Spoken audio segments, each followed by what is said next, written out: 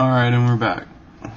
Now, priming shouldn't take super long, but one thing to remember when you're priming is, man, keep the can at least 10 to 12 to 14 inches away from your model.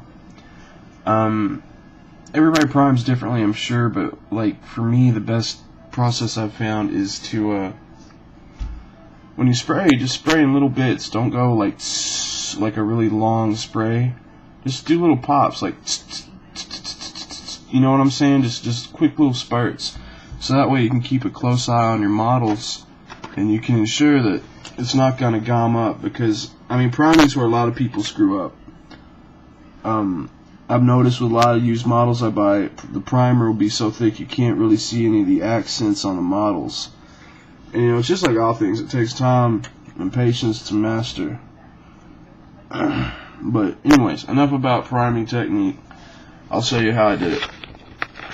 I did it really slow and carefully. That way so I could sort of monitor what all was getting done. And I bet you priming took 5 minutes of that for these teeny tiny models. But as you see, this is the Army Painter bone. Just made all the details pop out. Isn't that lovely?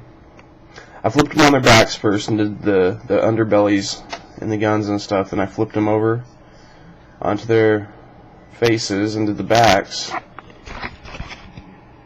And then,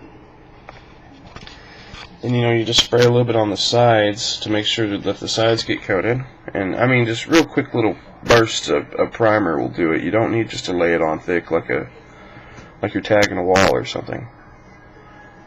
But anyways, looks good. Army Painter primer has been real solid. Almost everything I've done with it has been good. So once again, we're gonna do the red. I'm gonna do the armor spines. So let's look at what we're gonna do real quick. Armor plates on the head will be red as well as this bone. If you look here at the back, we have armor plates, and we have these little spine ridges. That's gonna be red as well. Here on the gun. The guns are supposed to be like biogenetics, so we're going to have them basically, you know, matching the skin, because it won't take nearly as long. And we're going to do red plates on the back, red plate on the front. Might do, if you can see the clip on the gun, you can actually see the bullets through the sinew inside. Might do that little sinew red, do a couple little small accents on it. And that's it. Like, everything else is going to go with the bone white. And I know that, like, it seems really simple what I'm doing, and it is, but it looks fucking awesome when you're in near completion.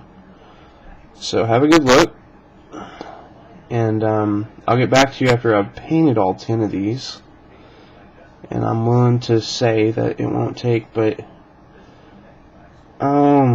maybe 4 or 5 minutes per model to get the red on there and keep it within the lines.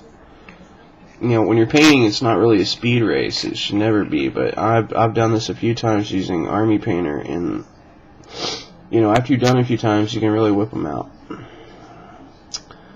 So I'll be back with you. Probably, I got 10 gargoyles, 5 minutes apiece. So it'll be roughly an hour to complete them all, and from there I'll go ahead and show you how to. You know, I think I'm pretty much finished with the dip.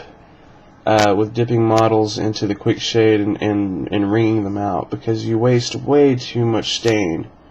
Like, it looks good, but you really can't tell the difference between your quick dip and dry brushing techniques.